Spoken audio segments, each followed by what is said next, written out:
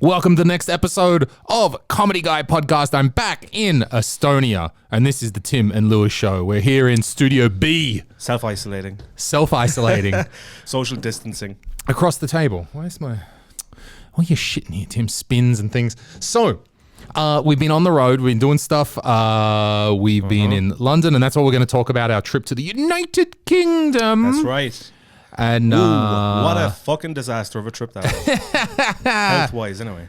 So am I turn me down a little bit? So we were in the United Kingdom. So we just got back. I was in Vilnius for a couple of days, hosting an event down there. I was there for 4 days. Then I had to return. We did some pre-work, and then we did the actual event. In that same time, I talked to Dominikas, Lithuanian comedian. Then we went to London. You're big in Lithuania. Oh, dude, huge in Lithuania. Yeah. As was pointed out by someone in the comments earlier today, that the last video with Dominikas has 2,500 views at the time. That's more views than every other video on my channel combined. You moved to the wrong Baltic country. I know. I should have gone down there. Should have gone down there, yeah. So, welcome to Lithuanian listeners. Listener, if you're joining in, thanks.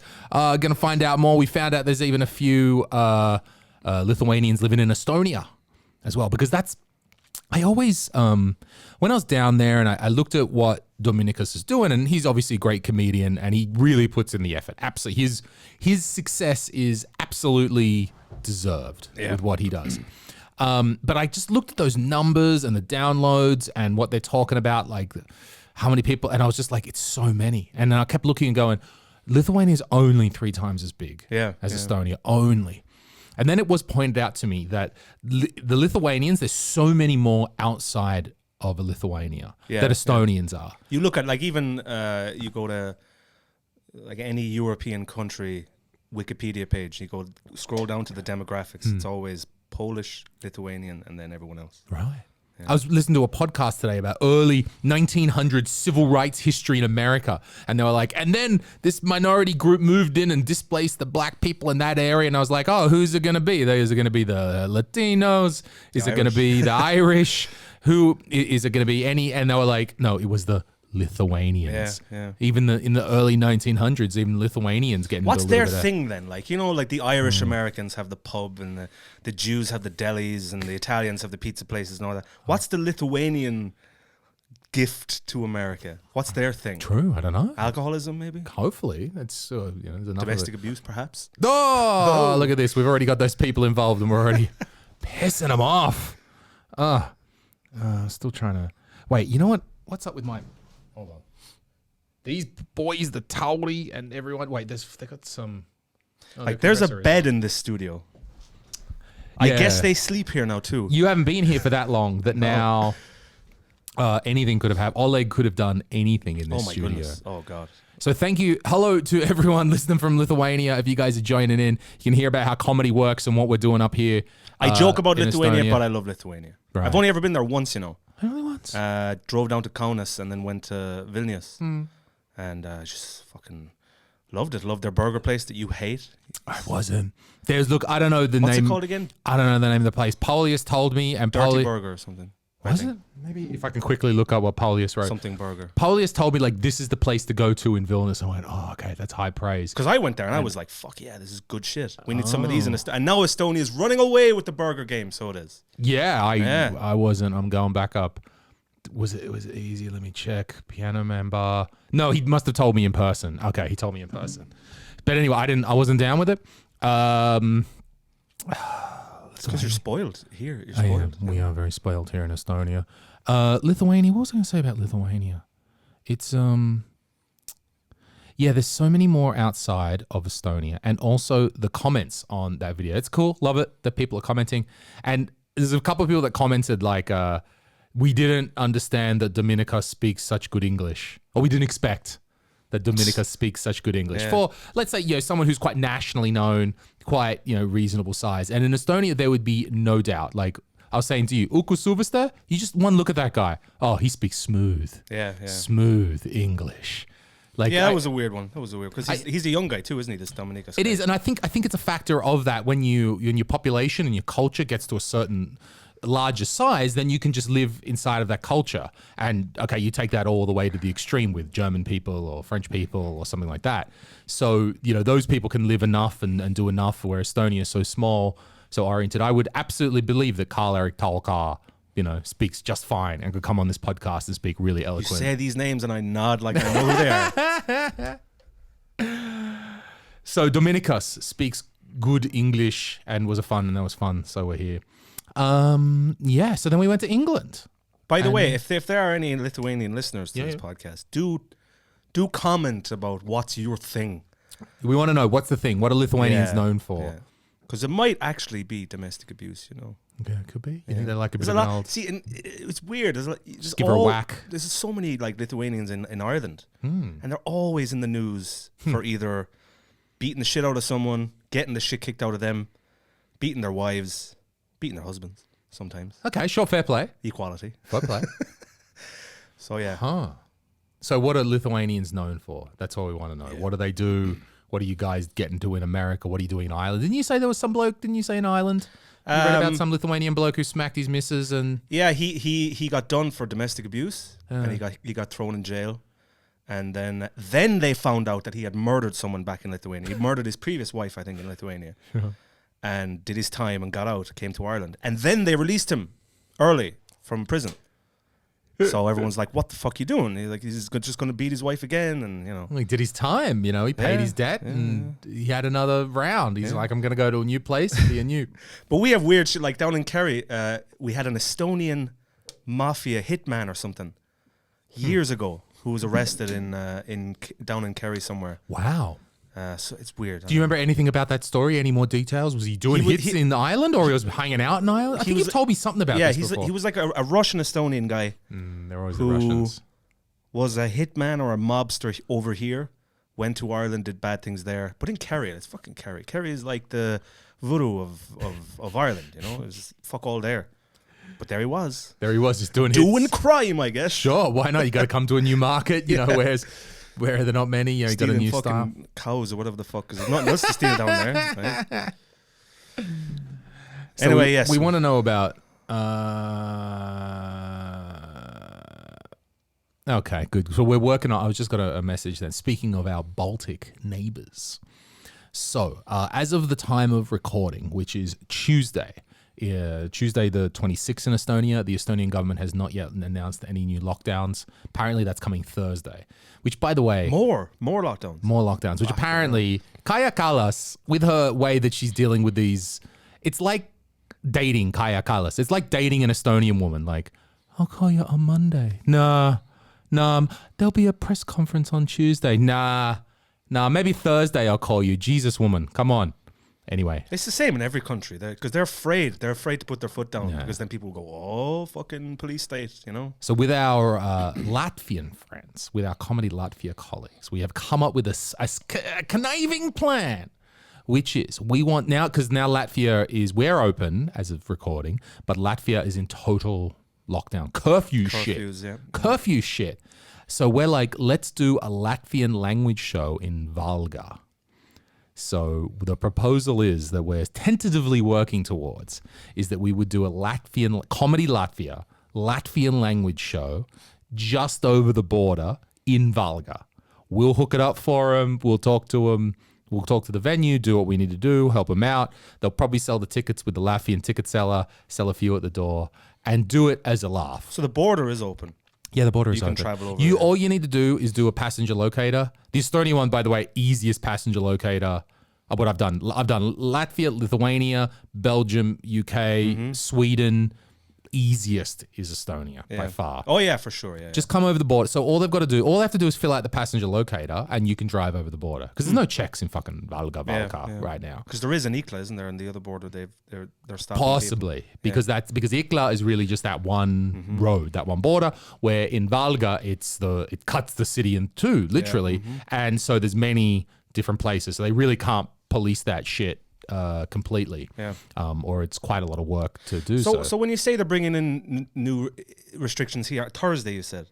Thursday is is when they said they will announce whatever it is. So they had an announcement for the announcement. Yeah, announcement there, totally. It's coming. Nah, we'll call you Thursday. We So don't is it know. going to be the same as Latvia? Like Nobody knows. curfews and shit Nobody like that? knows. I suspect if you asked me to pick again on Tuesday, the 26th of October, I'd say that they're going to bring the hammer down on non-vaxxed people. And they're going to, first round, they'll try to leave vaxxed people alone. Yeah. But what I predict is that won't work. And in 3 to 4 weeks, we'll be back into the lockdown. But they want to symbolically show that we tried to lock up non-vaxxed people first, you know. The weird thing about what I've learned in traveling in the last 2 weeks is these unvaxxed people, they talk as if their country is the only country that's that's making bad decisions. Like all the people in the UK are like, oh, I bet you can go out in Spain and then go to the pub. No, every country's the same. Every country. But they think like, oh, it's different here for us, for me, you know. I think, well, first of all, that is a human thing to want to. I think the other part of that is that the countries like just as, you know, for so long in Estonia, we've been here going, fuck you, we're open, to all my Australian friends who are in lockdown who can't go down to the Woolies down the road. Now, Australia's opening up and we're going back into lockdown. So things sort of, you know, come and go. And am I doomed to have another Christmas stuck in this country? Doomed, Tim, doomed. While my anti-vaxxer brother goes down and infects my mother. Oh, dude, you are gonna when your mum gets COVID, you are gonna be on a rampage. Oh, You're gonna be like the latest riot. So Tim's brother, I'm gonna be Rambo, like in the mountains of Kerry, just killing people, coming for your brother. Like Tim, you could have just come down the road in a taxi. No, I'm gonna come over the mountains with a machine gun and come for him. But it's a weird thing because he gave his notice to quit his job. Because I think they're requiring vaccines, right? So I think his plan is to move down to Kerry. And I do need to figure out how to take him aside and go, look, be anti-vax, be anti-establishment, government, whatever. Just get the fucking jab for the sake of our sick mother. Because, you know, he's taken the piss lately with his posting on Facebook and stuff. And I'm like, for quite some time, you know. So you can be anti-vax, but you can also get the vaccine, you know. Yeah. So just get the jab, or the jag as they call it in Scotland, by the way. That's what they call it, the jag. Isn't that that's a druggy thing? Isn't jag? I thought, look, my qualification for making these statements is seeing Train Spotting about 5 times. That's it. Yeah. But maybe I think the jag is a drug thing. I think it's more like the Scots saying like, oh, they say jab in England, is it? We'll say fucking jag. Fuck those English cunts, you know? Speaking of Scotland, by the way, Tambet's accent was out of control by the end of the trip. Absolutely out of control. We'll get to this, but anyway, Tim and Tambet and Oleg went to Scotland, but I want to hear the end of the story. So what did Scottish people think of Tambet Sild's Scottish accent? So the very last night of the trip, they had an open mic in, well, it wasn't an open mic, it was a show. Paid show, wasn't it? In Glasgow. In Glasgow. And Tambet's accent was full on Frankie boy, like. But he was doing bits about like being this weird Estonian man from Estonia, first time in Scotland, with a thick Scottish accent. And I'm sitting there watching it going like, what the fuck is this? Turn up the accent, they're going to think he's like Latka, like Andy Kaufman's character in Taxi Driver. Yeah. But very Scottish. He's got to do a Roger and turn up the accent. Because Roger's the opposite. Yeah, when Roger gets scared in English, his defense mechanism is to turn up the accent. Oh yes, I work for Euronics. Yeah. Oh, much good, yes. And then he speaks slow and smile. Yeah, and that's basically Roger's act in English. And he goes, it's Roger's act in English, right? He could kill me, and I'd be like, nah. So that was confusing. So that's fine. That's something he's got to fine tune. It was funny though, because just to set the scene about this whole trip, because we'll go off in tangents as always. It was a 2-week trip, 1 week in London, 1 week in Scotland. The lads, funnily enough, Tambet had no spots booked before we got there. We were sitting in Tallinn airport and Tambet was like, I gotta fucking start. But when he was there, he got because Oleg had his spots, you know, booked beforehand. But in the time he was there, he got spots almost every night. And over the course of the 2 weeks in both countries, you just get to see them getting a little bit better every night. And it almost I felt bad like taking them back to Estonia in a way, because that last show they did in Glasgow, they got fucking applause breaks and they were getting into the rhythm of things. And then I had to drag him kicking and screaming back to Estonia. So. It's very good. I think there's a whole bunch of stuff at play here. When the Estonian guys go to London or to Glasgow, be it the case, international, it goes pretty well. Yeah. I think it goes well for a number of reasons. One, that actually such Estonian style, like we have such a small market here, you got to be pretty good to get ahead. So these guys are pretty drilled already. They're pretty drilled in joke writing. They've had the stare. They've had the look of death from Sandra-Igis. Yeah, like enough times. One of the promoters, this Kyle Wallace fella, asked Tambet how many shows have we done, and Tambet was like, I don't know, hundreds. Yeah, and he's like, what? What? Yeah. So we've got a program. You've already been drilled, even though you may not stand out in Estonia. You've got the basics, right? If you do 5 at a comedy Estonia set, you've already got 5. You got some jokes, and not only that, you know when to turn up. You know how to be a reasonable individual to the promoter. Let me help you with the chairs. Oh my God, this is already all of this puts you in the top 50% just by default. Yeah. Then, okay, yes, they're exciting. Estonian, that's exotic. Yes, so no doubt that's helping them a bit. I'm not just another CIS white guy, but okay, a white guy from Eastern Europe. However, I've seen when it really goes nuts is when there's like 3 or 4 of them in London and they're all getting spots and hey, and they start talking, hey, go here. I know this guy, he's got another spot. And when the 3 or 4 of them to get together and start working it, bam, that city's done in like a day because they've worked it out. They've talked to everybody and then they've shared that info. So I'm a big fan of getting Estonian comedians in London in a group. That's where I think it really exponentially goes nuts. It should I know there's the Fringe every August, but the Fringe is whatever. Like there should be at least once or maybe once every 2 years, get a group of maybe 6 Estonian comedians and just go to London. Yeah. Because even by the middle of the London trip, Tambet was this promoter guy. First of all, I have to tell you, Tambet almost got cancelled before he even started. So Tambet shows up at an open mic, and the Scottish guy, this homosexual Scottish man, comes up and he says, "What's your Facebook?" A banner about, because Tambet's Facebook banner was a cat with a thumbs up that said "Be positive, don't be HIV positive." And the guy was like, "What's that all about?" And I was like, fuck, he's gonna get Chappelled before he even gets on stage." But anyway, because Tambet's tall and handsome, and the Scottish man was like, "Ooh, you can come back anytime." Okay. I thought he was going to play the Eastern European card. In my country, we do not know. I am sorry. But it's Tambet, so he was probably just like, I just don't get HIV then. But by after that show, when Tambet had finished his set, the guy was like, "Anytime, come back, paid shots, get a run of shows. I'll give you a run of shows and this and that." And so it doesn't take much, Right, they show up, they got a set, it's got a couple jokes in there, they're a bit different, bam, and the competition is fucking shit. Just shit. Like really bad. Like the standard of comedy is so bad. And I'm in no position to talk because I don't perform anymore, but oh God, it was so bad. So we're in London, those guys were doing spots. You guys came in on the Tuesday or whatever earlier, you saw Chappelle. Saturday, we went you saw Chappelle, Chappelle. So how did London Chappelle go?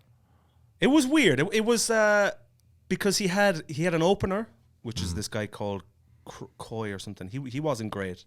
Then there was a DJ who was like, it was like a show. It wasn't like a comedy show. That's what he does. Yeah. Jeff Ross opened for Chappelle, brought people from the audience and roasted them on stage, type of thing. And then all in all, Chappelle, he only did about 40 minutes of material, which a lot of people were complaining about. But it was good. Okay. It was good. It was all new stuff. Yep. I think the plan was to just do the material from his last special, The Closer. But because of the controversy that kicked up, he said, fuck it, I'll just... he basically went on stage with nothing in London. Could be, yeah. He had like 2 stories that you could tell were bits, but the rest was just him riffing, and it was still fantastic. Imagine that, right? Dude's got nothing, and he just goes, and not only that, I'm not just going to do a show. I'm in London. He's doing like 20 nights in London, or some bullshit like this, right? And also that was the first night of his tour, of his like week. So I imagine by the last night it was more polished or whatever. But it did feel very kind of, trying like what do they call it? A fucking new material night type of vibe. But it was still fantastic. I enjoyed it. Yeah, it's one of those things when you get, I mean, literally the most famous comedian in the world right now. And, you know, you'll still pay your 60 quid even to hear him do a tryout, right? You know, that's almost what he's earned. We were lucky because some of the tickets that I bought were £65. But some people, I was reading online, some people were paying £300 to go. Like, then you're like, okay, Dave, do more than 40 minutes. Yeah, true. But is that spending scalpers or is that official? No, that was official, yeah. For basically the same seats that we had as well. Like, you know, who knows how it works? Because it was all kind of fucked up because me and James were sitting on one side of the fucking tiered seating, whatever. Tambet, Ari and Oleg were all the way over there, and then it was Oleg on the floor all by himself. The only person in the room wearing a mask watching the show. Oh, bless. So you guys saw Chappelle, and that was dope, and you're doing sets. And then I rolled in later in the week because on the Saturday, we were having Ari Matti's show in London in Estonian at an Estonian venue. Nobody believes me, by the way. Everyone, when I was in the UK, just talking to comedians or whatever, they're like, what? Estonian language? What? There's Estonians in London? Fucking hell, man.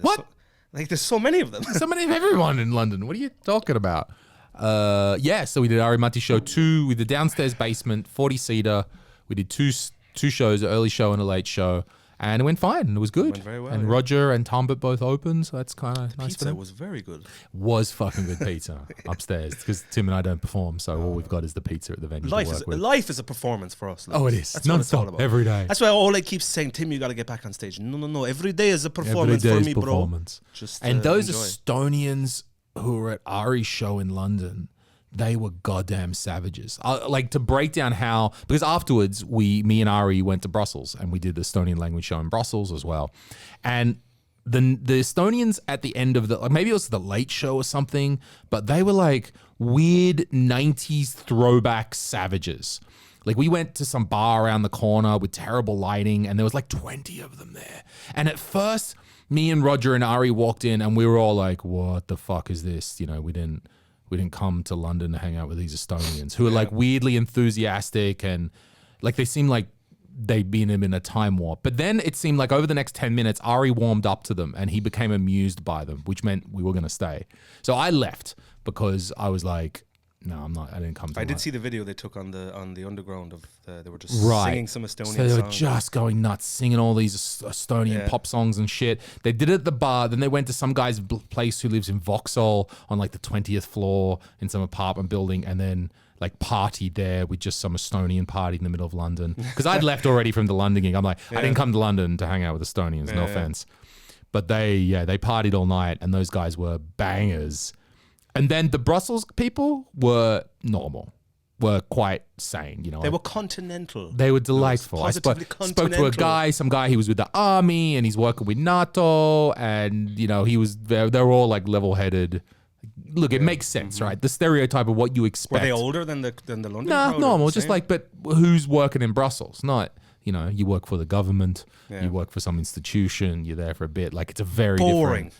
Boring. You may use that word, Tim. I hate Brussels. I despise it. It's so boring. It's pretty boring. Pretty fucking boring. The fries are good, but it's boring.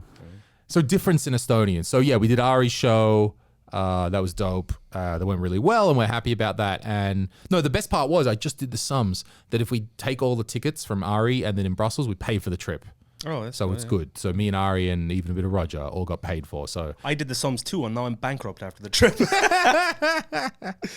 Oh, fucking hell. But you guys, so we did London. What else? The funny thing about that night as well was after the show, or maybe it was before, some point before or after the show, we were on the underground, and there was an Estonian man and an Estonian woman speaking Estonian to each other, and I did get that like, oh why, I don't want to hear this right now. You know, I think it was after the show actually. Yeah. Okay, on the train, you just heard them hanging around. I was just like, no. Go away. And is this so? This by this stage, because this is when you guys needed to head back because Oleg was not feeling well. Yeah, that's the thing. Like this, that was probably my first night ever in London sober. That night, because I had to stay sober because I was driving from the fucking Greenwich station, and after the show, Tambet was fucking blitzed out of his mind. And these African Americans came on, and they were, because they just came from an American football game, and they started talking to me, and I'm like, yeah, talking to them about American football. And this one chick is like, oh my God, how do you know about American football? I'm like, fucking hell, like, it's not like curling or whatever. It's fucking American football. And the whole time she's talking, Tammet's just sitting there, like, looking at her like there's just this is smile on his face. And she notices and she goes, are you okay, honey? And Tammet just goes, I don't know what the fuck is going on. And when I was sitting there, like, because usually in London, I'm on the piss. I've got a bag of Five Guys in one arm. I'm illegally drinking on the tube because everyone's drinking everywhere and it's a party atmosphere. Yeah. But I was sober and I was just, fuck this. And I will never be sober ever again in London. Fuck this. Don't do it. I learnt on that trip how high I can be and still be functional. Yeah. Like Ari made me smoke those joints before the show. Like Roger. Those joints of tobacco. No illegal drugs. Roger had to help me across London. Like the poster that we put behind Ari that was in the cardboard tube, I had to give it to Roger, and I'm like, dude, it's your job to take this on the train, on the tube. I won't be able to make it. We made it. We set up the show, and then the next day we had nothing to do all day. Our train wasn't until 6 p.m. So we hung out in a river lock. So the river has a lock, which is the river lock. If people don't know the English thing, it's like that thing where there's a wall and the boat can go up and down through the river, and it gets filled up and the boat goes through and it comes in and it goes down and it comes out.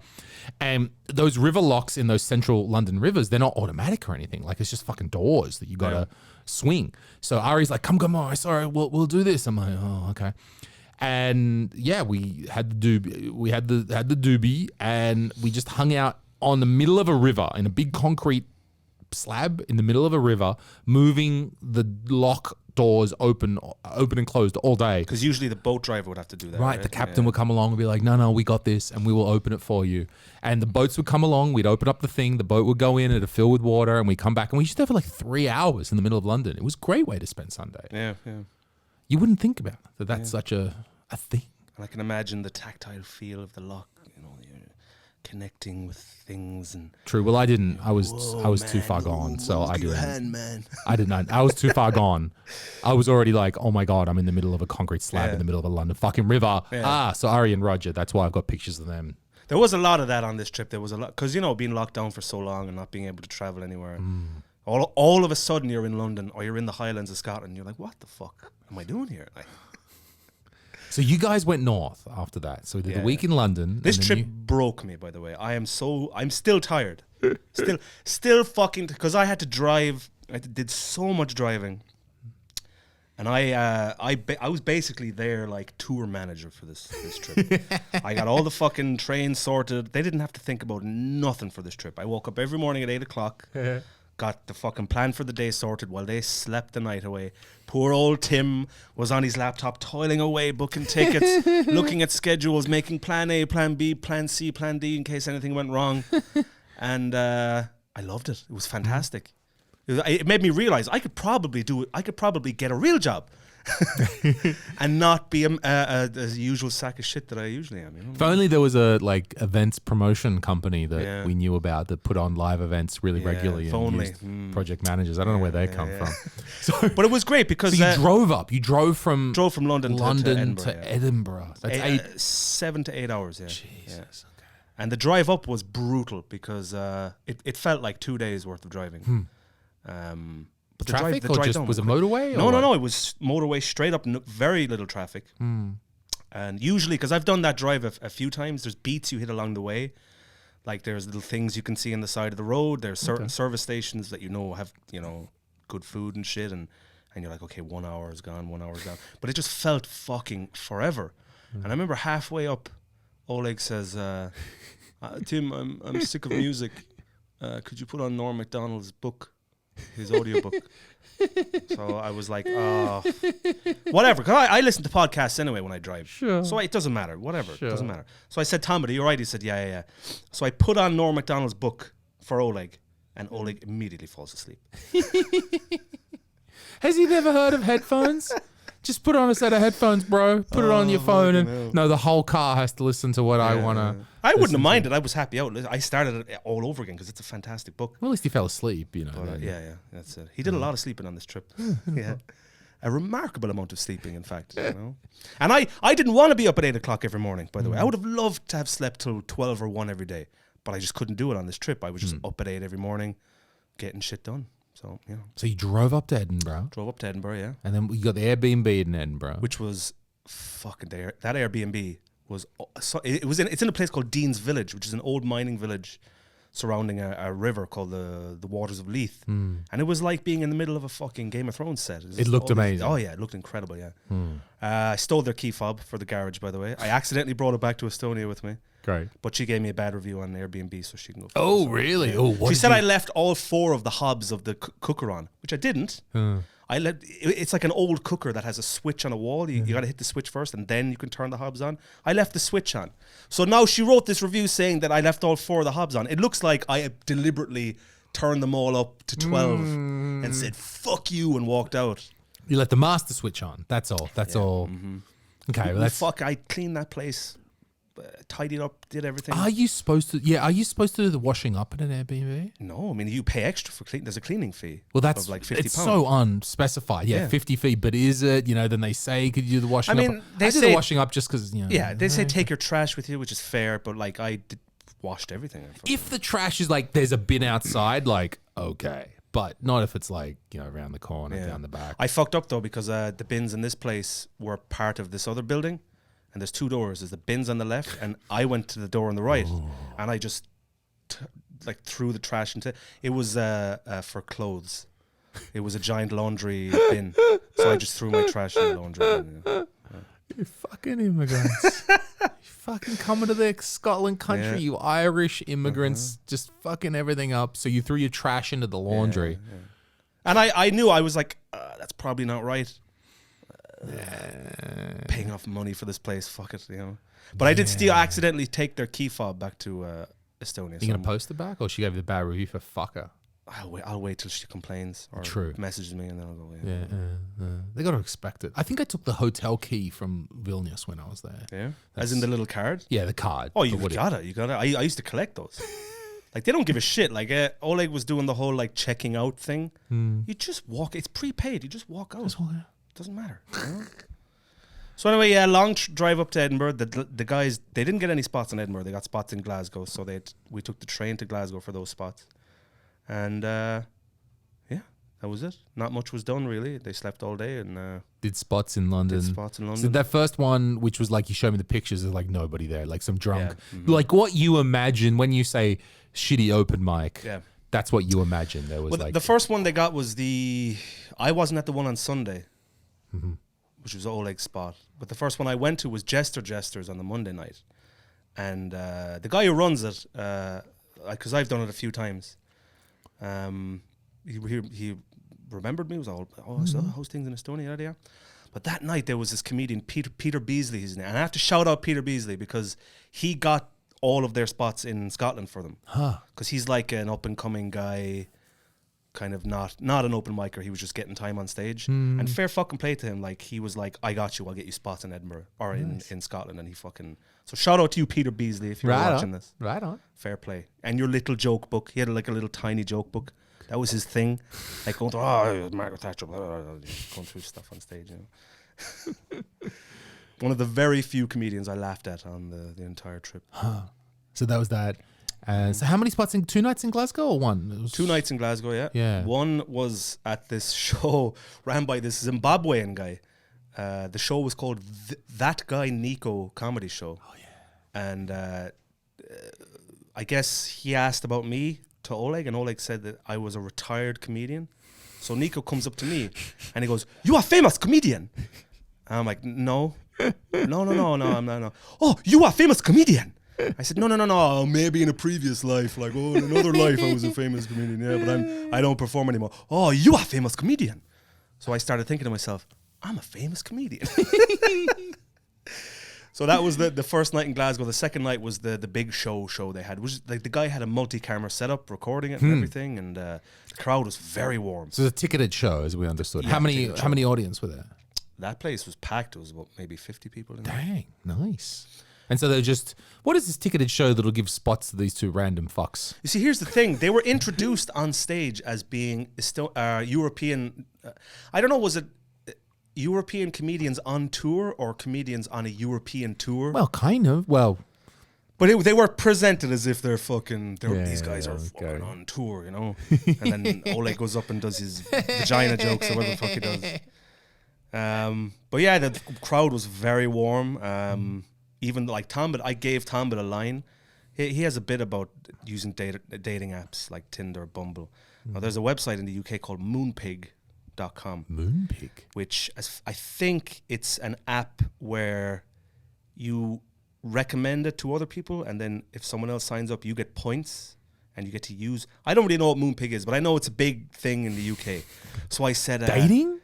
There's no dating, but it's just funny. Like, you know, I'm on Tinder, I'm on Bumble, I'm on fucking Moonpig. Like that was Tambet's okay, that's the line. Yeah, okay. But he said Moondog. Ah. He said Moondog, and he still got an applause break. Great, even funnier when Eastern So it European was man the warmest gets it fucking wrong. crowd I've ever seen. That's great. They understood. That was even funnier. They understood he got it But if he fucked up. just said Moonpig, it would have killed. So they at least like kept it up. I mean, they weren't just like bomb fest. No. Like they got there, Yeah. and you could be like, okay, these guys are. And it was nice. It was nice seeing them hustle and because I got them no spots. They got all the spots by themselves. All I did was give them the information for the venue and to contact them and everything. And last minute they got tons of spots, lots of stage time. Great. And How long were their spots at these places they were doing? 5 minutes. Yeah, sure, pretty typical. I think Tambet got 10 minutes at one point. Ooh, okay, really. But he might have cancelled that one because I don't know. Fuck, I don't know.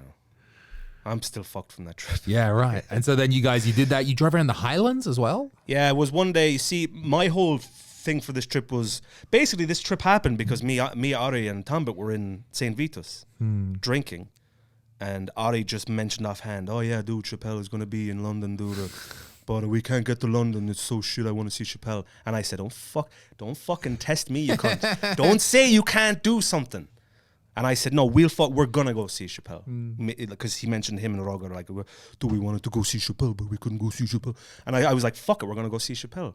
So we went to see Chappelle. So that was what the entire trip was like, "Fuck you! Don't tell me what I can't do. We're gonna do it." And then the second thing was to see that dog that I've told you about. This dog named Angus. We've been through this, yeah. And because he's 14 now, and his back legs are fucked. So I was like, if I go see him one last time. So that's why we drove up to the Highlands to see the dog, which was rough because getting Oleg and Tambet up at 9 o'clock in the morning. Yeah, right. Was fucking hard. How long is that drive? How long was that day when you went through the Highlands of Scotland? It's 2.5 hours from Edinburgh to Dog. Okay. And then Tambet was like, "Oh, Tim, you mentioned the fish and chips place in Oban, which is another hour." So we went to Oban, which is a beautiful fucking town. Got the fish and chips. And then I was like, all right, time to drive home. But I drove home in a long fucking way through Glencoe, which is this famous valley in Scotland where they filmed like Skyfall, Harry Potter and all this shit. All kinds of shit, yeah. So I went through there. The weather was shit. I was hoping the weather would clear. It cleared just enough time to get like pictures and see the mountains and the highlands and all this shit. Jimmy Savile had a house there. Pedo was written on the side of it. Really? Someone had graffitied Pedo on the side of his house. Nice. Yeah. Did he still own it, or that was a former house of Jimmy Savile? As far as I know, his estate still owns it, yeah. Wow. So it's all boarded up Oh, of now, course. but- He's long since Yeah. departed. No shit. And then someone's put pedo. Pedo on the side, yeah. Great. I love that. And then got back to Edinburgh for about 7 o'clock, and then hit the booze by. Dang. That's a long... He's so much driving, Tim. You I don't mind though. That's the Yeah, you thing. don't Like mind? Okay. a lot of people, like my father told me when I was getting my license, he said, "Well, you're mad for driving now, but you'll get sick of it after a week." Am I fuck? I could have driven back to Edinburgh. I could drive for 24 hours easily. Like 8-hour drive is nothing. Wow. You just zone out and fucking I used to be like that in Australia. Yeah? Not anymore. Now Don't I'm like like, it now? now I'm like Tartu. Oh, Yeah. Tartu. At least now there's like new bits of road to make it a bit interesting. That's what I was actually doing on the drive. I was like, okay, how much time left? Okay, that's just Talent to Tartu. I can do this. So it was a crazy amount of driving. Good trip. Yeah. Right, because then so you guys are in St. Vitus, let's go to Chappelle, and then you... Not let's go to Chappelle. Ari trying to convince me that it's impossible. and me Right. going, fuck you. Yeah. Okay. I'm going to do it. Yeah. Then that gets booked. And then Ari turns around to me and says, hey, I'm in London. Can we do some shows? To which my immediate reaction to everything is no. Nah. But, I've learned to suppress that gag reflex and just go like, let me think about it for a while. And then when I get over everything, then I write some emails, and I wrote to Radu and a few of the guys, and I said, could there be a place? And it so happened that, we found the venue like almost straight away. And I was like, oh yeah, I guess we can do a show in London. All right, guess I'm going to London. Yeah, we're going to London. I mean, aren't you glad? Yes, absolutely. I had a great time. Like that Sunday when we were on the River Loch was awesome. Like it was so much fun. Just hanging out. Knowing the guys were there as well. Like when we, because again in Estonia, we're very well prepared for most of our shows. We like show up early and we do a fucking good little Boy Scouts. But when we got to the London venue 2 hours before, which is, almost normal for us, but they were like, whoa, you see so early. And then they didn't even open the room until like an hour before. And we kind of understood this was going to happen. Like, all right, not everyone works to our schedule. And they saw a little bit of fear in my eyes and they went, don't worry about it. So they opened up the room about an hour before, and then about half an hour before the venue we were to start, they actually got the room ready. And I kind of was expecting this. But once I explained to them a few basic things, bam, they set up the room. And like it was half an hour before the show, but it was ready to go. Like they did everything. Yeah. And as opposed to here where you have to do everything. Yeah, so they just don't know, right? And so I was there with Ari, Roger's there, Tambet's there, so we can turn around. We made a few small changes to that room, but we can turn that around really fast. Not only that, but in that London venue, you could keep everyone upstairs in the bar, which is what you want, and then only really invite them down to the basement to the show in the last 10 minutes or 5 minutes, really. Which is important because you had 2 shows back to back. Right, so we got to turn them over. Yeah. Made that easier, keep everyone upstairs. And then Roger literally went upstairs, yells at them in Estonian. And I'm like, Roger, go upstairs, yell at him in Estonian. I'm only in my first 2 months of A1. I can't do this. And so with those guys, when we're all together in a room, we can turn it around really fast and set it up. And even in Brussels, I arrived again 2 hours before, and it's a bar. It's an English kind of pub, whatever, in Brussels, and it's called the Black Sheep. And yeah, I mean, it was a bar that has been clean. There's tables overturned and chairs everywhere and whatever. And I was like, okay, Jesus, shit, nothing set up. And I had to talk with the bar guy. He's an English bloke, good chap, Chris. And I said, no, we want more chairs down the front, not the tables. Just if you can pack the front bit with chairs, then we'll do it. And he went, all right. And once he accepted that, then everything else just went smooth. They just did their thing, but it was fine for stand-up. Where here in Estonia still, because we're still growing this kind of culture, we'd have to be like, no, don't put that there. Don't do this. Don't do that one. They just, both London and Brussels just got it straight up. And that made things very easy. So will there be more shows in Estonian? Well, we just come back to this thing. Tell us where the Estonians are. Fucking everywhere. That famous Ernest, what's his name? Oh, Ernest Hemingway. Quote, that he never said. He never said that. He never said there's Estonian in every port. That was a lie. That was made up by Thomas Hendrik Ilves himself. He lied. Don't trust politicians, man. The Dicky Bow, he's not fooling me. So I don't know where to go. Here's another factor. When you're doing, let's say Ari doing a show in London now, certainly a very popular comedian that a lot of people want to see. And if you're in London, you're Estonian, you probably want to go see Ari. However, London is a massive city where there's many things to do and people have their social lives planned weeks in advance. So if you pick a night in London, there is no guarantee that every Estonian who could come will actually come because there's a million other things to do in London. They might have a dinner on or they got to go to something else, they got to work. So I think when you get to such a large city like London, I actually think it's about Ari staying there for a few weeks and then like doing like every Friday night for like 3 weeks or something. Like it's not, you can't just book 400 seats in London and expect every Estonian to come on that one night at that one time. Yeah, I know he wants to go to America and do the Daniel Sloss thing and all that, but London's right there. Just go to London for a month or 2 months. Because, I mean, he did Top Secret and that was... Smashed it. He had like fucking managers coming up to him and saying like, hey, fucking, here's my... Oh, he should absolutely... Well, the reason he's not doing that right now is because me and Henrik have got him chained here in Estonia saying, do shows. We need you to do shows so we can save Comedy Estonia. I'm gonna form Estonia Comedy sign Ari and get him the fuck out of this country. So let's see. I think we've got January lined up, ending with the Alexila show, and then I think after that, and fair enough, he's done his time by then. So I think after January, then he's looking to. And I think as well, he should go to London and be there for a few weeks. It's not America, but fuck just America. Do spots. Yeah. He could easily get spots. We'll do an Estonian show every Friday downstairs in the cellar or something, just to keep that line rolling along as well. Definitely, he should be there. And maybe you can do 5 once you're Estonian. Oh, I did in Brussels. I did a little bit in Estonian. I want to say 3 or 4 sentences, but nevertheless, that's how I started on stage. Oh. Which, as shitty as my A1 grammar is, as shitty as I'm in that stage where I'm overwhelmed by everything. I'm reading the textbook, I'm going to classes, I'm doing the things, but I'm still like, the bits are still not sticking together in my mind. Yeah.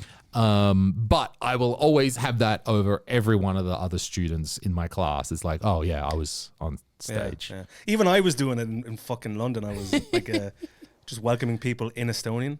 It's like, fuck, when am I ever going to do this again? Like, because that's the secret word, right? Like if people roll, I was doing the door in Brussels, and when I would say tere and they'd say tere, I'm like in. Yeah, like I don't need to. This is not like don't even show me a ticket. I don't need to know anymore. COVID pass, no. Not to fucking hope. Yeah. If you're an Estonian in Brussels, you've got a COVID pass. I'm real sure of that. And I got to talk about the COVID thing as well. By the way, I'll grab another beer. Real quick. Let's have another beer. And we'll get me another one as well. If you're getting up. Fucking waiter, You fucking waiter.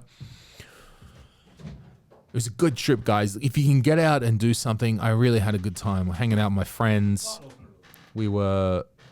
Do you have it? You don't have one? How did you open that last bottle then? Sheer willpower. I have a bottle. Okay, Tim. I'll do that.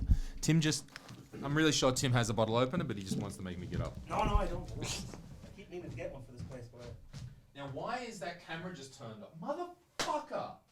Yeah, if the footage hasn't fit, I don't know. I'm trying to use my new camera. Why would it turn off? Sometimes it just does. It's big tech censorship is what it is. It is, keeping me down. Anyway, speaking of COVID, so we land, and like 5 days after we land, we get a message from the NHS saying, basically someone on your flight tested positive. And now you got to self-isolate from when you last contacted them. Yeah. I have never seen a more inefficient, broken system than the fucking NHS. First of all, they didn't say like from your flight. We had to deduce that it was from the flight. Because all the message said was, you've come in contact with someone who's tested positive. You now need to self-isolate for 10 days since you came in contact with them. Didn't tell us who it was. Didn't tell us when they tested positive. Just said, you've come in contact. So we were already checking out of our Airbnb by then. And we have like 5 days left on our quarantine thing. So I say, look, fuck, there's nothing we can do. We're leaving England, we're going to Scotland. That's considered, because of devolution, that's considered leaving the country. So there's nothing you can do. So Oleg gets a phone call from the NHS while we are on the fucking train to Stansted Airport to pick up the rental car. Oleg gets a phone call. And Oleg can't deal with shit in Estonian. Never mind English. And the woman on the phone was being so fucking just dumb that Oleg gave me the phone. He couldn't deal with it. So she says to me, oh yeah, your friend, he's got to self-isolate for 10 days, yeah? Because he just this shitty fucking accent on her. And I said, okay, but he's got the 2 vaccine shots and the COVID pass. And she says, no, you need to have the English vaccine. And I said, what's that? What's the English vaccine? You need to get 2 shots of the English vaccine. There's no such thing as the English vaccine. It's Pfizer, Moderna, or Janssen. Yeah. But she was like, no. On the website, it says, you're exempt from self-isolating for 10 days if you have 2 shots of the vaccine. Right. There's no information about whether it's an NHS shot. You just need to have the COVID passport thing. And she was like, no. She kept saying, no, you need 2 shots of the English vaccine. And what I subsequently learned when I went to Scotland is that Scotland brought in the vaccine passport thing to go to pubs and nightclubs and stuff. You have to get 2 shots of the Scottish vaccine. So they're not accepting EU COVID passes. They're not accepting English COVID passes in Scotland. Wow. It's the biggest fucking mess I've ever come across. That's in my life. rough. Yeah. Not even accepting English ones. And I don't have my COVID pass either because I was within the 14 days, right? So they were requiring it to get into the Chappelle show. So I just used James's and they let me in. No one's checking IDs Who gives a anymore. fuck? At It's a first, mess. there was some idea like, why aren't you checking their IDs? You're not like, no one checks IDs in any place anymore. It's No, you need to have the Estonian. But could you imagine that? Like, how fucking broken was? And Oleg, and he was frustrated. And I was just telling him, like, hang up, just hang up, just don't answer the Don't phone, answer the don't calls. Answer the call. But he's Estonian, so he had to go through the thing, and I eventually told her, look, we're leaving, and I hung up. Yeah. So, and never heard from him ever since. You know? It's so weird. And that mess. the English system where, for example, I had to, because I was only in the UK for 2 days, and the rules say that I'm supposed to pay for and book the day 2 test. However, if I leave on the second day, I don't need to actually have to take that test. So I had to pay 60 quid for a test that I never used because that's how the rules go. Here's the thing, though. You didn't, because when you entered the UK, they didn't check to see if you had the thing, did they? This is an excellent booking. point. For the first time ever, by the way, I walked in through the gates, through the security, like you put your passport down. That thing says friggin' EU. I remember I'm traveling on Mr. Kangaroo passport. And it says non-EU line. And I'm like, I'll go for the non-EU line. And the bloke there's like, oi, what do you got? And I showed him my Australian passport and he went, just go through the gates. And I went through the Commonwealth gates and they fucking, no, see, that's the thing. You think that the Commonwealth has given me extra privileges, 0 fucking privileges in the UK. Queen on your money, man. Yeah, I know. You'd think, right? You'd think from growing up in she's everywhere. Yeah. We get, until Brexit, European Union people had way more privileges. Basically, we had almost nothing as Australians, which I can understand. Fine, we're a bunch of dirty cunts. I understand. But I walked through the gate, so no one checked. But you don't know. You need Beforehand, you don't know. You need to know a system before you can scam a system. And if everything's changing really quick, it's hard to know a system before you can scam it. Well, see, I have the Irish passport, which gives me so much power. It's ridiculous. Like, because Irish people are basically considered British citizens in a lot of ways. Like, an Irish person can access the NHS health system there, when as an Estonian can't. Apparently I can vote if I live there, if I have a residence there. But because of the Good Friday Agreement, when the IRA stopped bombing and we said, all right, let's stop killing each other, we created this thing called the Common Travel Area in the 20s or something, and it came into force after Good Friday. So I can hop on a plane from Dublin to London, and there's no testing required, nothing required. I walk in as a UK citizen. So I just walked. I walked up the fast track. There's in Stansted. There's a fast track security, not security, a fast track passport line. Oh yeah. I just walked straight up there, showed him my passport. He was like, "Oh, Go through. go through." He's just, and also I flew into London City. So good. Yeah, it's a London nice City, airport, yeah. tremendous, small. You're You right just there, walk through. in the middle. The only difficulty was there was no Bolts or Ubers, so I had to take a more expensive. You should have taken the DLR. The DLR is the greatest thing ever, Lewis. What is the DLR? It's called the Docklands Light Railway. It connects London City Airport to Bank Underground Station. And what it is, it's an autonomous train where you can sit right at the front with the window and you can like pretend to be the driver. It's the fucking greatest thing. And it snakes through Canary Wharf, so you see all the huge buildings go by and you're like, I'm driving this fucking train. I should have done my research because I got in. It had been a long day of working. I've been in Vilnius hosting. Plus, you were going to like Dalston or Hackney or something. So and I just got in. I went, I don't care. Take me to where the boys are. I want to go drink. Yeah. I was doing a Tim Reedy. Just take me. I don't care how much on it this costs. trip, I took the bus. I took the fucking bus. I'd never taken the bus before in my life in London. Every time I go to London, it's either Uber or I make sure that my hotel is near a tube station. But the boys were like, just take the bus. And at first I was like, ugh. take the bus. Do you know who I am? I've been on the Comedy Guy podcast. I don't bus anywhere. But I did. I took the bus, and it was fantastic. The buses, because here's the great thing about London, because I was worried about the boys getting in over their head, because I had to self-isolate for while I was there, because I didn't have the pass or whatever. Oh, yeah. I didn't. But but so the boys had to do their own travel, figure all that shit out. Mm-hmm. And by like the third day, they knew, okay, we need to get the 72 bus to get the 434 bus. And they acclimatized super quickly.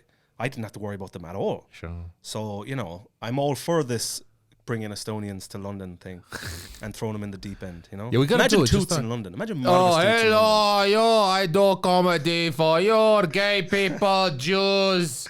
I want to bring Toots to London and have him do a show with the Marcus Toots t-shirt on. That's the next thing. Yeah, we got to go. I mean, the place where Roger and Ari and I stayed, pretty expensive because Ari picked it. But that's fine, because when it's shit, we can blame Ari, which is okay. Yeah. Which is better than me picking it and then it being shit and then him blaming me. It's even better. So I'm like, fine, I'll go with whatever you want, which wasn't that bad, but it was expensive. It was very nice in Broadway Market. So there was amazing markets when we woke up in the morning, and great food, and yeah, I liked it. I should have went to there. My dad took me to this really, because you were in Hackney, and there's a market in Hackney where basically stolen goods are sold. I like it. And I remember my dad bringing me to one in like 99 or something, and they were selling like PlayStations for like £5. Love it. And I was like, Dad, why are they so cheap? It's because they fell off the back of a truck. Yeah, don't ask no questions. Yeah. Just buy that fucking shit. But the area we were staying in was nice as well. I thought it was going to be super rough, because I know the area is called Stoke Newington, and it's a very like racially diverse, high crime rate area. But somehow we ended up on the one street that was just like rich people. Like there was a sixth form school behind us, which is like the school for rich kids.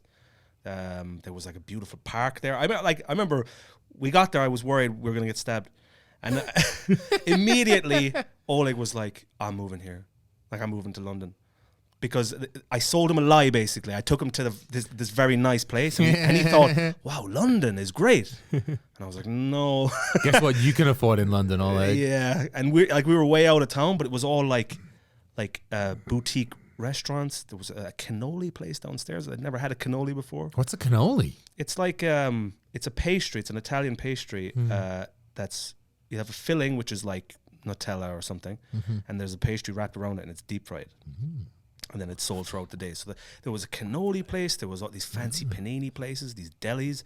There was a fucking a Whole Foods. I didn't even know we had Whole Foods in the UK. There was a Whole Foods around the corner. Super. So of course he loves it. Of course it's like when I went to America and I hung out with Dita, my very well-off friend in Atlanta. Yeah, I fucking loved America. It was Disneyland. Let's go to this restaurant. We'll take my Tesla to this other place. Let's take the Porsche to the shooting range. Like, of course I loved it. And then I got dropped, and then I had to leave him, and then I got dropped in New York City on my own, on a cold autumn day, and I was like, oh, I get it. This sucks. But there was a huge park next to where we were, and there was like hundreds of dogs that were all off their leash running around, and Oleg got a bit teary-eyed. He was like, this is it was good for his mental health. I'll say that much about this trip. Like he kept saying, like, my depression went away. It's gone. And then I had to tell him, I said, Oleg, that post-trip depression is gonna fucking hit you like a train. Dang. When you gotta go back to your old routine, your old apartment. There's like in London, there's new shit coming at you all the time. You're doing sets, you're doing spots. Sure. And now you got to go back to Pascula and just go. He lives behind the house. So, and there was this big, beautiful Catholic church right next to our Airbnb. And it was actually kind of tragic because we went in there because Oleg wanted to film. And I walked around. I'm not religious at all. I don't believe in any of that shit. But I love churches because the Catholics are fucking clever cunts. They build these giant churches with thick walls so that when you go in, no matter what the noise is outside, the inside is very quiet. It sells the bullshit of God to stupid Catholics. I wonder if because remember those churches were built a long time ago before there was a lot of noise. Just a nice side effect. Yeah. Makes it hard to fuck the kids though, because, you hear everything inside there. It echoes. But anyway, I walked up to the top of the church, and there was a prayer book, which was just like a notepad where people would write down their prayers, and then the church would take their prayers and print them out in this nice book so you can read. And I started reading what people were writing, and it fucking depressed the life out of me. It was just like my brother died of COVID, and these people were begging God, like, please God, I know you're listening to me. I'm reaching out to you. I know you'll do good. And then there's one guy, he just said, I'm 51 years of age and I'm homeless. All I want is a roof over my head and a bed. Please, God, help me. And it's depressing because you're like, there is no God. They think that they're so desperate that their last thing is to come to this church and beg God to help them. And there I am, fucking eating half a cannoli and throwing it in the bin. So that was fucking rough reading these people's prayers, like, because we had a great time during lockdown. Fucking drinking and shooting guns and going crazy. But people had it rough. And when we go to London, look, for all the things that I say that Comedy Estonia is doing rough, and because we can't do shows, but nevertheless, people much worse off. Well, than I developed us. a complex when I was reading this book that these people wrote these prayers. No one's reading these fucking. I'm the only person reading these prayers. Tim, and I made sure. God, Tim. That's it. I made sure to read every word and to soak every little bit of prayer, because you know what? They think that God listened to them. He don't. But Tim listened to them. Tim is God. It makes you God. Yeah. That's if you're the only person that listened to that makes you God. Someone heard their prayer. What more can I say? Inshallah, alhamdulillah, bro. But it was depressing as fuck. That perspective is good, man. Like, to get out, and I'm not trying to say pissy and poor people makes you feel better. That's not what I'm saying here. Just to go. I mean, I had 2 weeks on the road, just like non-stop. I was in Vilnius all night. Especially doing that. After being stuck here for fucking 2 for years. so long, then London, then Brussels. That was very exciting. We went there for 2 nights and did shows there.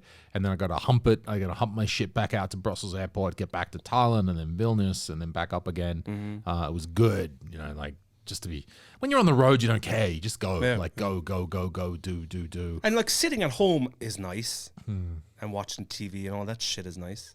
But like, when you're traveling and doing shit, smoking marijuana, feels healthy, you know what I mean? Smoking marijuana in the middle of London and then going out and doing shit was infinitely more fun than smoking marijuana and sitting at home. Like, so much better. Like, hanging out with there's Roger and Ari, and we're all having fun, and we're having a little joint, and then you go do shit around London. That was like, that convinced me I could be a functioning marijuana addict. Like, I can still get stuff done. It was great. Like, we had a really good, Of course, when you sit at home and it's grey and I'm in Lagri and I'm looking at the noose, like, maybe that's and you're doing a lot of that. There's a whole lot of that going on. A lot of masturbation, like so much masturbation. You're like, maybe this addiction isn't good. Maybe marijuana isn't the way to go. But no, get outside and actually do something. You're like, no, this shit's great. Yeah. I'm having a good time. It's probably the healthiest I've been. Like, those 2 weeks in London were by far the healthiest I've been. I was eating like food, you know what I mean? Like human food, like green things. I was up every day. I was outside. I was moving around. Like I did so much walking on that trip that I get plantar fasciitis in my left foot, which is where the heel basically. Is that a fancy word for gout? No. Oh, I got gout later in the You trip. got multiple things with your foot. All right. I had plantar fasciitis first, which is in the heel. So that's when the ligaments like get stretched, and that was just from all the walking. And what did it was standing for like whatever it was 4 hours during Ari's show. Oh yeah, we didn't have because we didn't have a place to sit because we'd taken all the seats into the room, so we were standing around. But I didn't know. But I didn't know Google tracked your every fucking move with the maps thing on iPhone. I didn't know that it did that, and. It's called the timeline. You can see like where you've been. Oh, right on. Okay.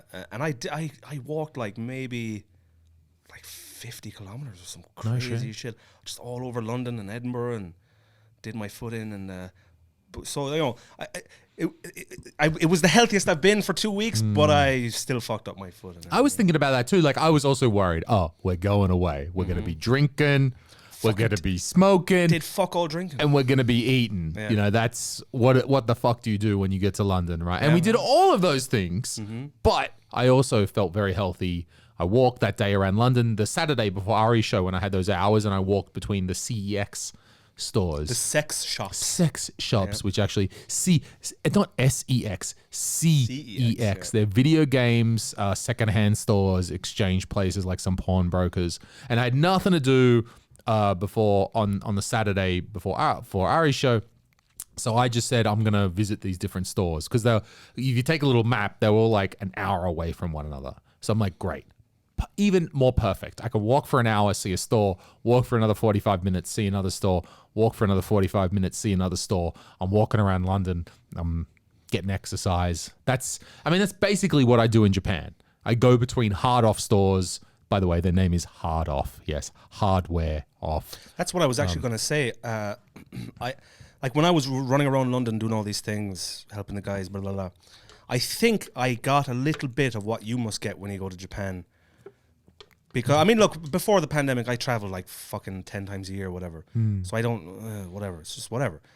But this time, it was my first time traveling properly, because going back to Ireland doesn't count, for 2 years.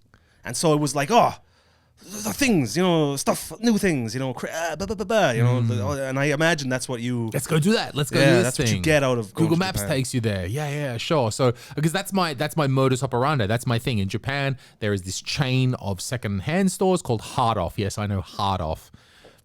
I know it's hardware off because there's mode off for clothes. There's liquor off for liquor. There's liquor off. There's liquor off. Fantastic. Liquor off. There's house off. It's like a chain, and it's called Hard Off. And you just type it into Google Maps, and you're like, "Where's the Hard Off?" And it shows you. Walk for 10 minutes. Take the train there. Take the train there. Take the train there, and you'll be there. And you'll be like, "Wow, that's three changes." I got to change at each plane the platform. But Japanese transport is so efficient. Then it's like literally step off one train, step onto the next train. Oh, walk over to that platform. Yes, you're right there. Like, I've learned in Japan when navigating Tokyo, trust Google Maps.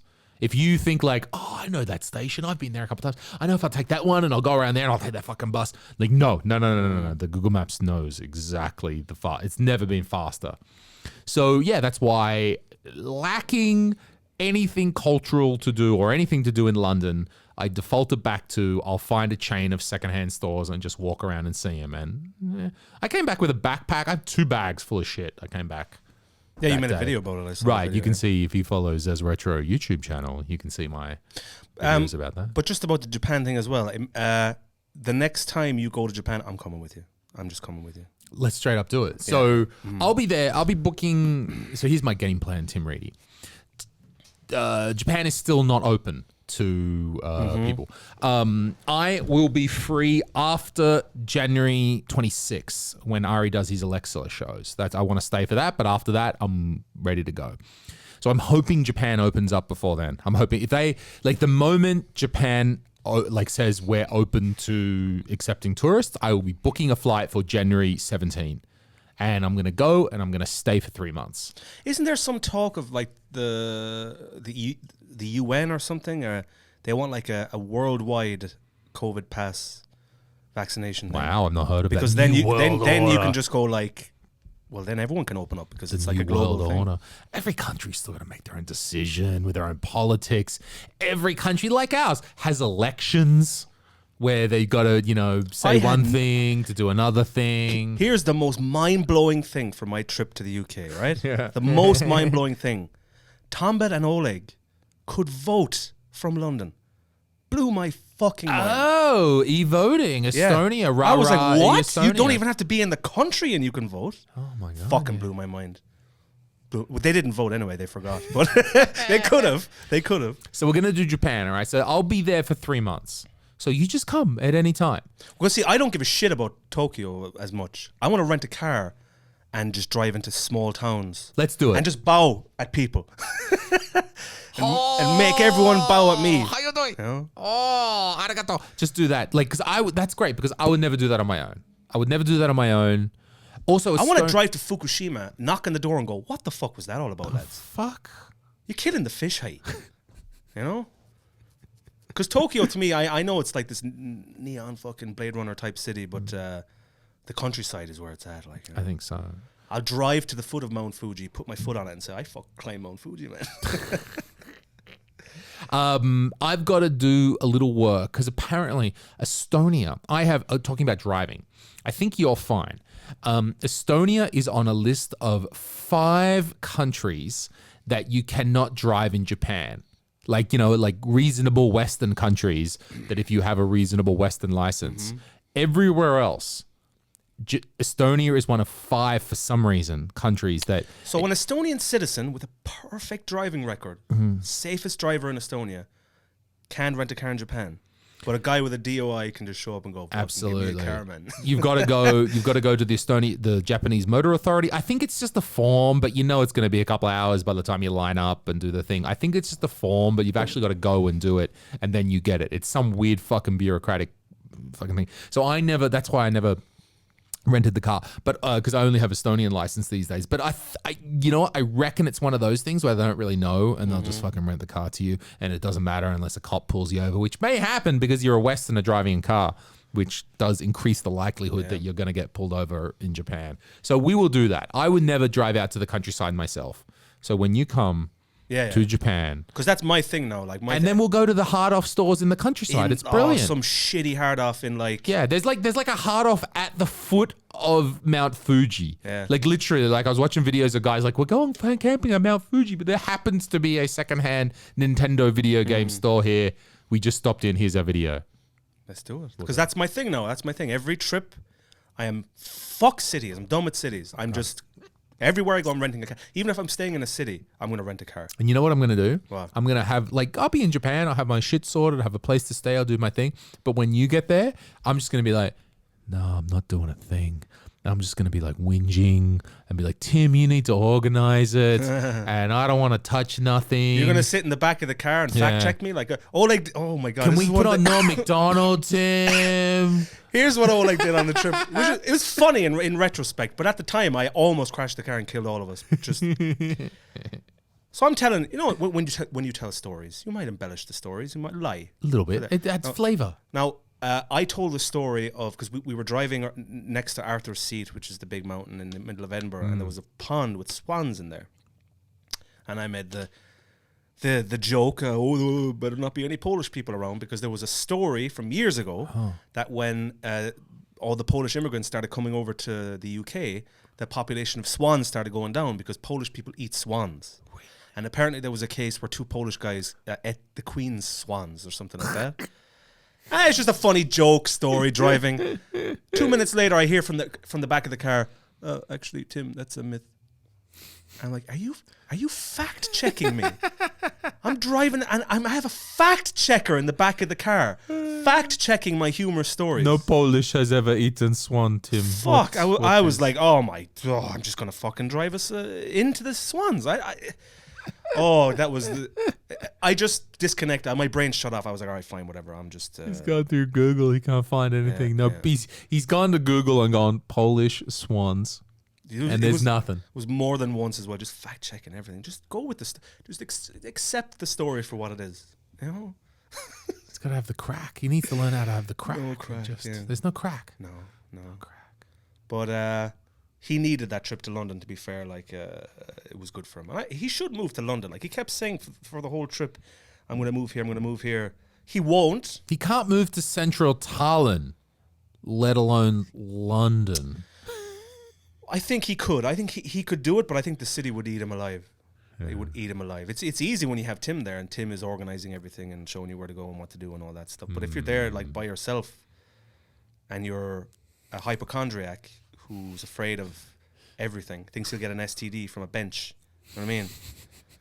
That city will eat him alive. But he should do it anyway. I want to sit on that bench. That gives you, if the bench gives you an STD. Gives you AIDS. Give me AIDS. I'm like, that's a bench I want to sit on. What's going on with that bench? Now, Tambet's an interesting one because he is actually going to London for a long time. Yep. He's already looking at accommodation and all that shit.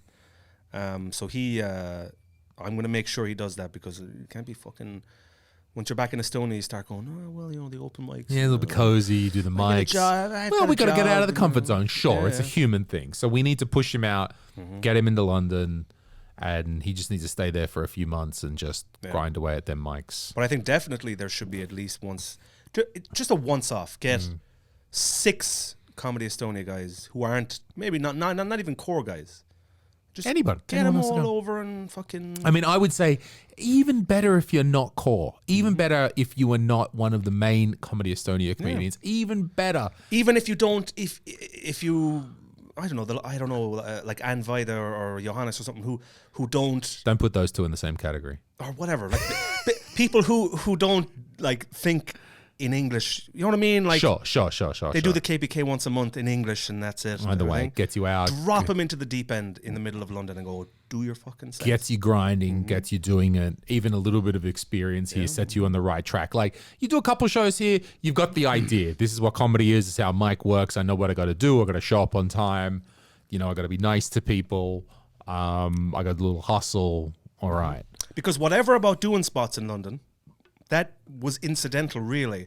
What I mostly wanted for Tambet and Oleg is connections, and they made so many connections when they were there. Sure. So they're set now. If they ever want to go back to London in the future, they're set. Right, and that's why we need a bunch of them there at once, right? So we need to concoct these reasons. Like, if we're going to have the every 6 months Tim and Lewis trip to London, then we need to concoct a reason as well. Well, maybe people want to come. I don't know. We're like, hey, it's Tim and Lewis, and we're going to hang out in London for a week. Come. Yeah, I'm going back to Edinburgh in a few weeks. I'm going to try and go every month until I die. Every month to Edinburgh. Why? The flights are €8 at the moment. Oh, because they're starting up the route again, direct from Tallinn to Edinburgh in November. You want to go every month? Yeah. Why every month? Because I love Scotland. Yeah. And it's easy. It's €8 for a flight. Oh, yeah, sure. So, yeah. I got to see the dog every I got to visit the dog. Fair enough. I'll tell you a funny little story about said Round dog. Round the podcast out for us. So I've been talking about this dog for fucking years. I've been showing pictures of this dog to people. And I was like, because on this trip, I really just wanted to show other people my things. All right. Like, here's the dog that I like. Here's the burger place that I eat. Look at it. Here's the fish. Oh, look, fish and chips. So we go. I drive up in 9 o'clock in the morning to Dalmally. It's called where they filmed Star Wars recently. Apparently, there's a dam up on the mountain, and they filmed some Boba Fett shit. I don't watch any of that stuff. Mandalorian, maybe the Mandalorian. Yeah. So we drive up, and the lads are just tired. Tambet's asleep in the back of the car. Oleg is just comatose because I dragged them out of bed at 8 o'clock in the morning. We get there. Angus, the dog, still alive, still there. Graham, who's Angus's owner, they own this train station. It's an Airbnb. It's like a cute little place. Graham wears a kilt all the time. He's proper old school Scottish guy. Makes us tea, sits down. It's me, Tambet, Oleg, and Graham is sitting across the way. We start talking about the lockdown. Oh, was it hard for you? And he's like, no, we got lots of business and everything's great. And I said, we start talking about the vaccine and the COVID passes and all that kind of thing. And I say, oh, yeah, you're fully vaccinated, right? And then Graham goes, no, I don't believe in it at all. And you can see Oleg going like, oh, fuck!